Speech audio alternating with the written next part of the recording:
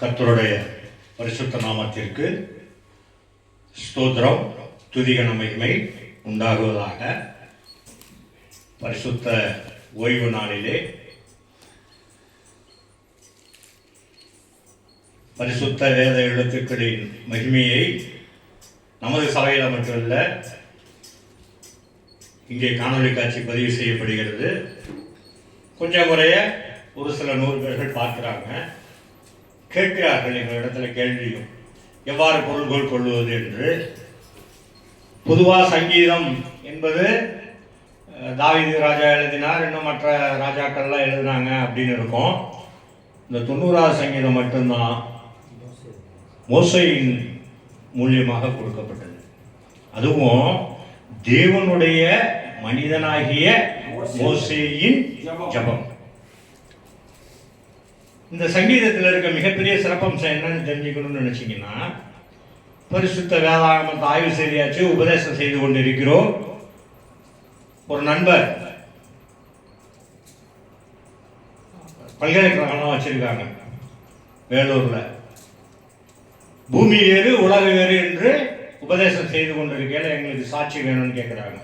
வேத வசனங்களின் அடிப்படையில் ஆவியானவனுக்கு ஏவுதனால உபதேசம் பண்ணியாச்சு. உணவெல்லாம் அருந்திட்டு உட்காந்துருக்கப்ப கேட்பாங்க இல்லையா, அவ்வாறு கேட்கும்போது சாட்சி கொடுக்குறையா, ஆவியானவர் வந்து உள்ளத்துல சிச்சித்து போயிச்சிட்டாரு. யாரு? பிதாவும் குமாரனும். பூமி வேறு உலக வேறு. இப்போ உபவாசம் இருக்கும், ஊருக்கு வந்து ரொம்ப நேரம்லாம் இருக்க உள்ள, காலையிலேருந்து இருக்கும். பரமண்டலி ஜபம் சொல்லிட்டு திறந்தேன் 90வது சங்கீதம்.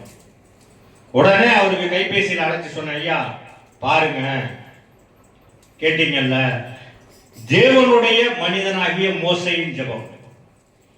அந்த வார்த்தையிலேயே ஒட்டுமொத்த உடைமை பொருள் வருது. தேவனுக்கு உடையவன், அவன் எப்பேற்பட்டவனா இருக்கான் பாருங்க.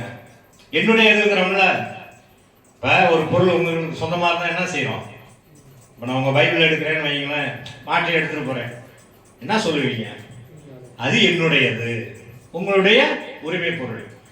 தேவனுக்கு அவன் உரிமை உடையவனாக இருந்தான். அதாவது தேவன் அவன் மீது உரிமை கொள்ளக்கூடிய ஒரு நபராக இருந்திருக்கிறான் என்று பொருள். அதை எடுத்து பார்த்தீங்கன்னா, மனிதனாகிய மோசேயின் ஜெபம். மனிதன் என்றால் நிலைப்பேருடையவன் அர்த்தம்.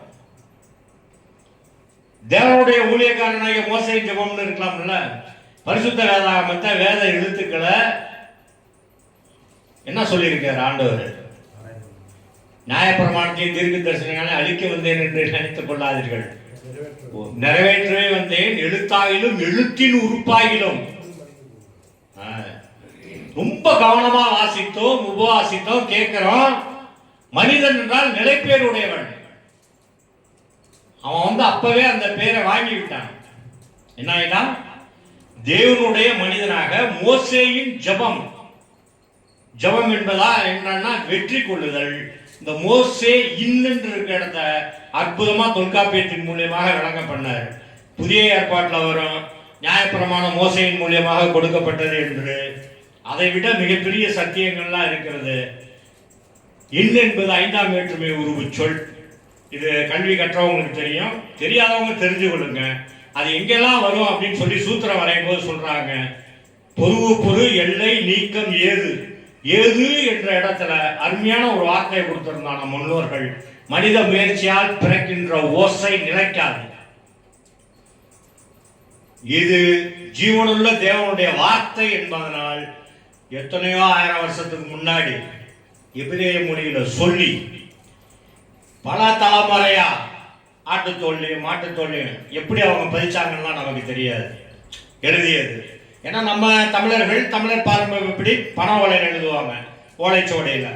அவங்க வந்து எந்த தோலை பயன்படுத்தினார்கள்லாம் தெரியல, முறைப்படி எழுதி பல நூற்றாண்டுகளாக கடந்து வந்து இன்றைக்கும் தமிழ் மொழியில நமக்காக மொழிமாற்றம் செய்யப்பட்டு கையில கொடுக்கப்பட்டிருக்கிறது. அதிலேயே தெரிந்து கொள்ளலாம், அவன் தேவனுடைய மனிதன். இங்கே கொடுக்கப்பட்டிருக்கிற இந்த வார்த்தை, இது மனித முயற்சியால் பிறந்த வார்த்தை அல்ல, தேவனுடைய வார்த்தை. இதுல இந்த 2 வரியில இவ்வளவு அர்த்தம் இருக்கு. தேவனுடைய மனிதனாகிய மோசேயின் ஜெபம். இதை புரிந்து கொண்டாவே போதும். அடுத்து பாருங்க, ஆண்டவரே தேவரே தலைமுறை தலைமுறையாக எங்களுக்கு அடைக்கலமானவர். தலைமுறை தலைமுறையாக. அப்ப பிதாவாகிய தேவனையும் ஆண்டவர் இரட்சகருமான இயேசு கிறிஸ்துவையும் ஒருவன் அல்லது ஒருத்தி ஏற்றுக்கொண்டு குற்றத்தையும் பாவத்தையும் அறிக்கையிட்டு ஞானஸ்தானம் எடுத்து 2 முறை பிறந்தால் அவன் தலைமுறை 1000 தலைமுறை வரைக்கும். என்னது? 1000 தலைமுறைக்கு. இப்ப நமக்கே தெரிஞ்சு எவ்வளவு பேர் என்னிடத்துல எல்லாம் அழுதுருக்காங்க, குழந்தை இல்லைன்னு. கடினமா வேலை செஞ்சுட்டு ஓய்வு எடுக்கலான்னு போய் எங்கேயாவது பொது இடத்துல படுத்திருப்போம். வட இந்தியாவில் பூங்காவில் யாராவது காலில் வந்து உட்காந்துருப்பாங்க. உண்மையிலே நடந்தது.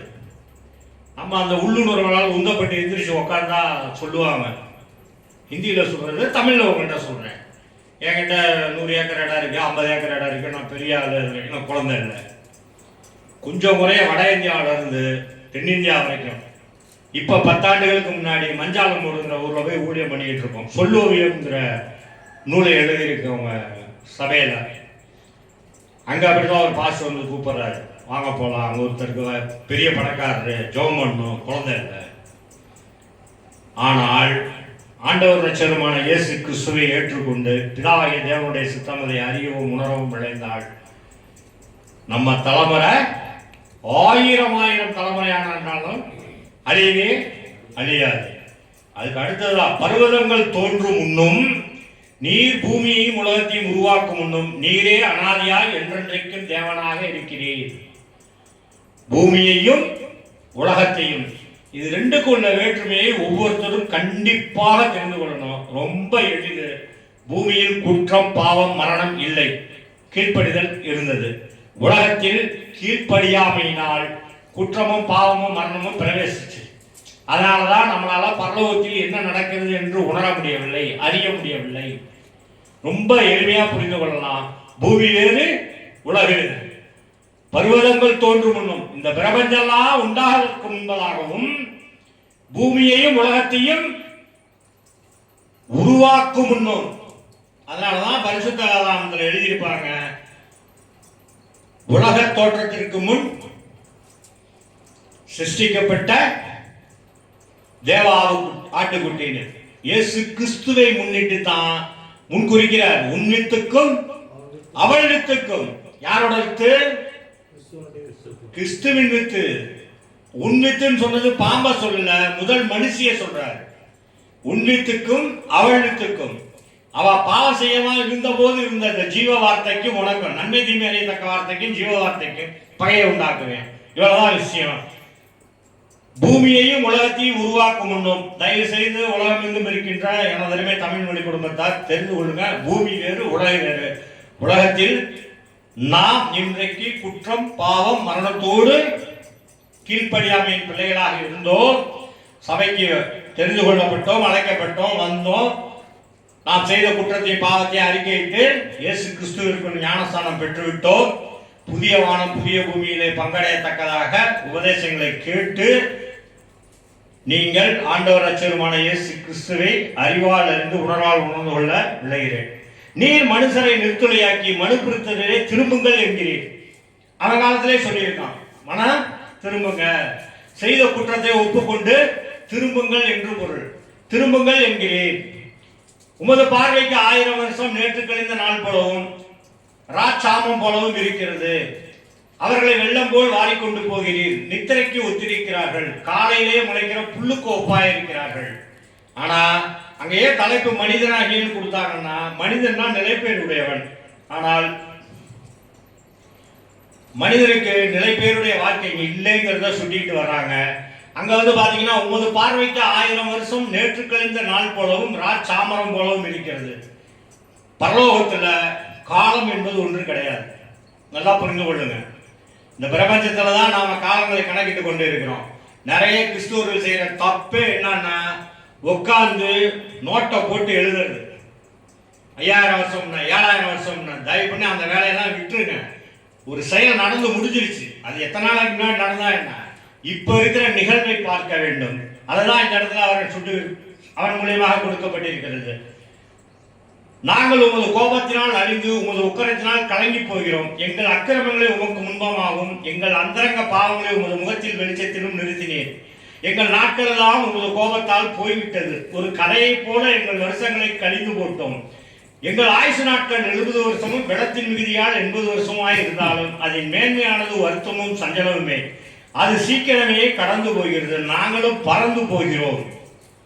எங்கள் அக்கிரமங்களை உங்களுக்கு முன்பதாக நாம் கிரமமாக வாழவில்லை என்பதையும் அவன் தன்னுடைய ஜெபத்திலே அறிக்கை எழுதுகிறான். கிரமம் என்றால் முறையாக வாழ்வது. இப்ப நம்ம நிறைய பேர் சொல்லுவாங்கல்ல, கிராமத்தான் அப்படிம்பாங்க. கிராமம் அப்படிங்கிறது கிரமம் என்ற சொல்லிலிருந்து உண்டானது. இந்த முறைப்படி வாழ்வார்கள் இந்த கிராமத்தார். இப்ப இது மலை கிராமம். இங்க எப்படி வாழ்றாங்கன்னா, அங்க இருக்க பெண்கள்கிட்ட கேட்டா சொல்லுவாங்க, பொருட்களை வீணடிக்க மாட்டாங்க. ஏன்னா எல்லாருனாலும் கீழே இருந்தா எடுத்துட்டு வரணும். ரொம்ப சிக்கனமா செலவு பண்ணுவாங்க, தண்ணீர் முதற்கொண்டு. ஏன்னா தூரமா இருந்தா தூக்கிட்டு வரணும். இதெல்லாம் வாழ்றதுக்கு சொல்றேன். உழைப்பதற்கே இங்க ஒரு கிரமம் இருக்கும்.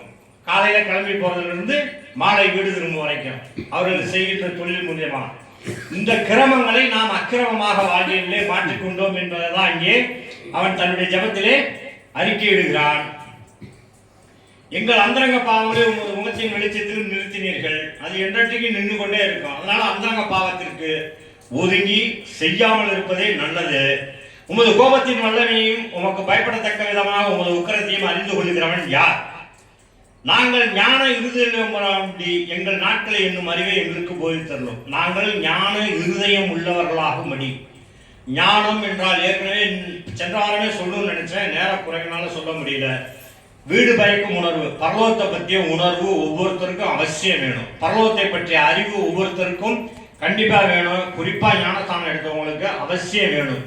நம்மளுடைய உணர்வு பரலோகத்தை பற்றியதாகவே இருக்க வேண்டும்.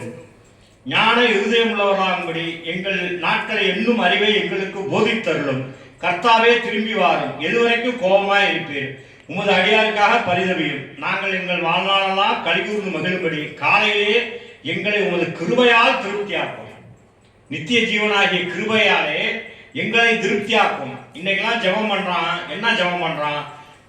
ஆண்டவரே ரட்சியும் ரட்சியும் ரட்சியும் உத்தரவு போட்டுக்கிட்டு இங்க என்ன கேட்கிறான்? அவன் கேட்டுக்கிட்டு இருக்கான். உத்தரவு போடல மோசே பிதாவுக்கு.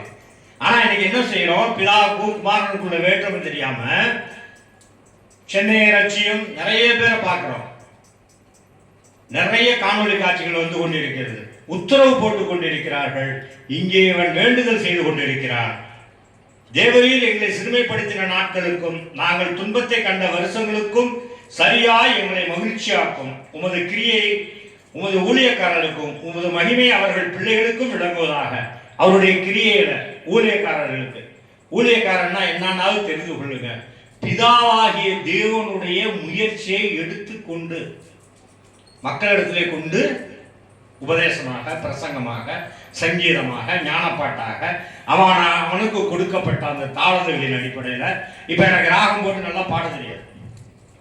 இது நான் சொல்வதற்கு கூச்சப்படுறதே இல்லை. ஏன்னா எனக்கு தெரியாது. பாடினால் எனக்கு அழுதுதான் வரும்.